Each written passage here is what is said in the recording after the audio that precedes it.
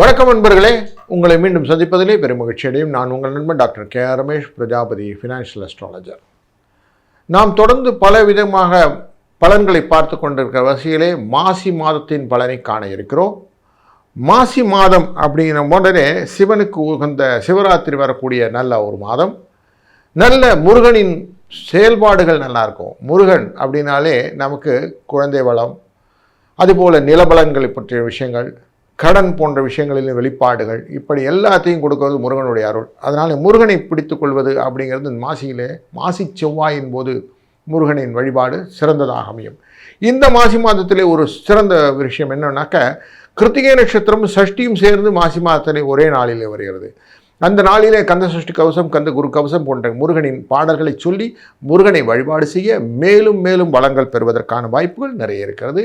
இந்த மாதத்திலே முக்கியமாக விவசாயங்கள் செழிப்பாக இருக்கும் என்பதும், நல்ல மழை பெய்யவதற்கும் வாய்ப்புகளும் உண்டு. அந்த அதிகார வர்க்கத்தில் இருப்பவர்களுக்கு ஒரு நல்ல ஆட்சியினுடைய தன்மையும் உண்டாகும்.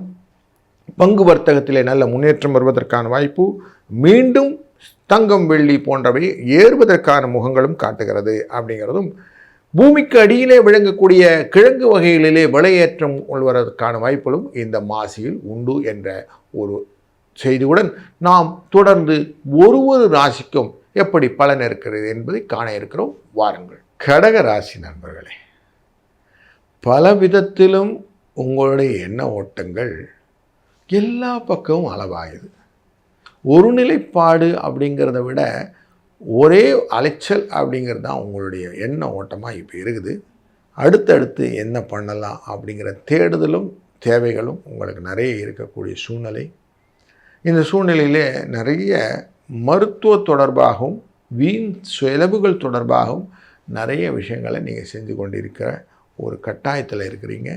அதெல்லாம் செஞ்சுட்டு தான் வரீங்க. இப்போ இந்த மாசி மாதம் அப்படிங்கிறது அந்த கட்டாயத்தை உடைக்குதா, அதுலேருந்து விடுபட்டு கொஞ்சம் ரிலீவ் ஆக முடியுமா அப்படிங்கிறத பார்க்கணும்.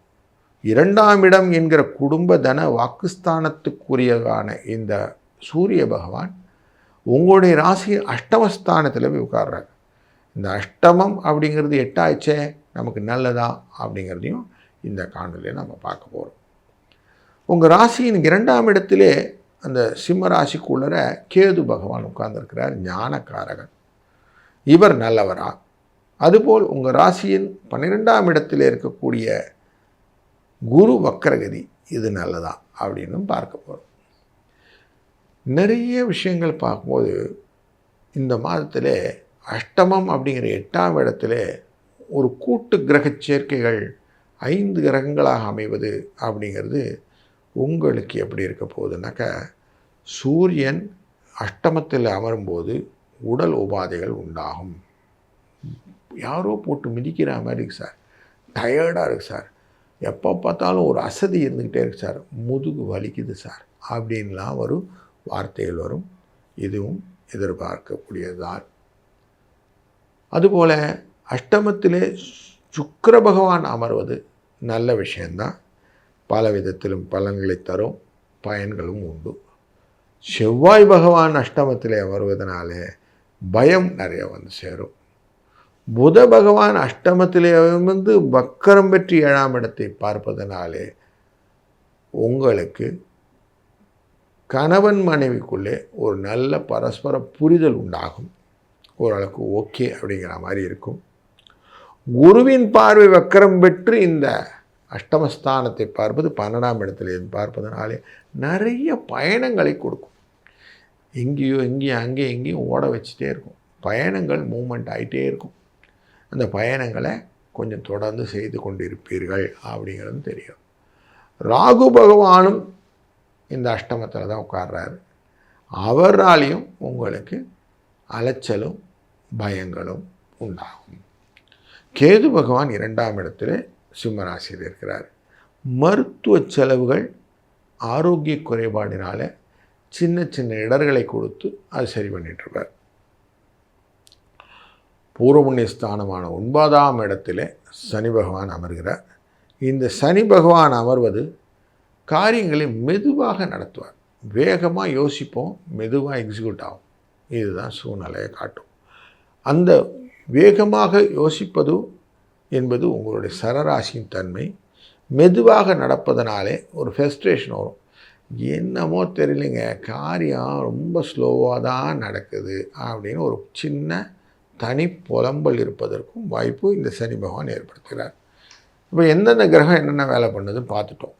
இப்போ இதனால் நமக்கு தனிப்பட்ட முறையில் எப்படி பலன் அப்படின்னு பார்த்தீங்கன்னா, ஒரு அதிகாரத்திலே இருக்கக்கூடிய அன்பர்களுக்கு அடுத்த அதிகாரத்தினுடைய தன்மையான ப்ரொமோஷன்ஸ் கிடைப்பதற்கான வாய்ப்புகள் தொழிலே உண்டாகும். குடும்பத்திலே 8ஆம் இடம் அப்படிங்கிறதும் 7ஆம் இடத்தின் தொடர்பும் சேர்ந்ததான இந்த சுக்கிர புதன் அப்படிங்கிறோடைய பெனிஃபிட்டை பார்க்கும்போது புதிய கல்யாண தரவுகள் எல்லாம் வருவதற்கு வாய்ப்பு இருக்கிறது. சுப நிகழ்ச்சிக்கான வாய்ப்புகளையும் இந்த சேர்க்கைகள் ஏற்படுத்தும். அது மட்டும் இல்லை, கடன் வாங்கி கல்யாணம் பண்ணுறது அப்படிங்கிற மாதிரி ஒரு சூழ்நிலையும் காட்டுது. கொஞ்சம் அதை மட்டும் கண்ட்ரோல் பண்ணி கடனை கம்மி பண்ணிக்கிடுங்க. உங்களால் திருப்பி கட்டுற மாதிரி பார்த்துக்கிடுங்க. படிப்பு விஷயத்தில் முன்னிலைப்படுத்துவதற்காக சிலவங்களை ஸ்கூல்லையோ காலேஜ்லேயோ இல்லை அப்ராட்ஸ்லேயோ கொண்டு போய் சேர்க்கறதுக்கான செலவுகளையும் ஏற்படுத்தும். இதுவும் தெரிகிறது. அதுபோல் சனி பகவானினுடைய இந்த எண்ணத்தினாலே, அந்த மூமெண்ட்டினாலே உங்களுடைய லாபஸ்தானமானது பார்க்கப்படுகிறது. அதனாலே தொழிலிலே கொஞ்சம் கான்சன்ட்ரேட் பண்ணிங்கன்னா எக்ஸ்ட்ராவேஜன்ஸாக வரக்கூடிய இன்சென்டிவ்ஸ்லாம் வரும் அப்படின்னு தெரிகிறது. வர்த்தகங்களிலே வெளிவட்டார தொடர்புடன் சேர்ந்த வட்டார செலவுகள் எல்லாம் இருக்கும். அதிலே உங்களுக்கு உங்கள் ரெக்கமெண்டேஷனில் வந்தவங்க நல்லா முன்னுக்கு வரதை நீங்கள் கண்ணால் பார்ப்பதற்கான வாய்ப்புகள் உண்டாகும். நம்ம ஒரு 10 வருஷத்துக்கு முன்னாடி பார்த்த ஒரு நண்பரோ இல்லை உறவுக்காரங்களோ இப்போ திரும்பி வந்து உங்களோட உறவு வாழ்வதற்கு இந்த மாதத்தில் வழிவகுப்பார்கள். திடீர்னு வருவாங்க. அங்கே பார்த்தோமே அப்படின்னு சொல்லி ஒரு ஃபங்க்ஷன்லேயோ இல்லை இடத்துலையோ உங்களை பார்த்து உங்களோட பேசுவதற்கான வாய்ப்பும் ஏற்படும். அப்போ இது ஒரு சூழ்நிலையை அமைப்பாக அமைகிறதா அப்படின்னா கிரகங்களின் அமைப்பாக அமையும். அப்போ இந்த மாதம் ஒரு சின்ன ஆப்பர்ச்சுனிட்டி இருக்குது. புதுசாக ஏதோ கற்றுக்கிறதுக்கும் புதுசாக ஏதோ செய்வதற்கும் வாய்ப்புகள் உண்டு.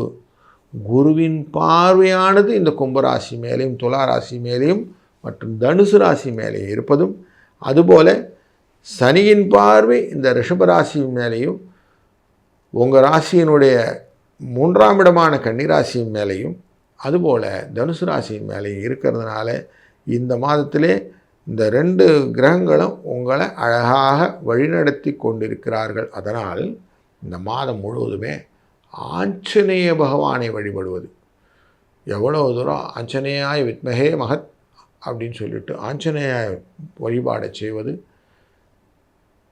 அஸ்வத்வாஜ வித்மகே வாசகஸ்தாய திமீஹி தன்னோ ஆதித்ய பிரச்சோதயாது என்று சூரியனை வழிபடுவது, இது 2மே ரொம்ப முக்கியம். ஏன்னா 2ஆம் இடத்துக்காரர். இதனால் ஆஞ்சநேயரையும் சூரிய பகவானையும் தொடர்ந்து வழிபடச் செய்ய இந்த மாதம் உங்களுக்கு ஒரு புரிதலுள்ள நல்ல மாதமாக மாறும். ஆரோக்கிய குறைபாடிலிருந்து மேம்பாட்டு கிடைக்கும். ஒரு நல்ல வளர்ச்சியை நோக்கிய பயணம் நிச்சயம் உண்டாகும். வாழ்க வளத்துடன்.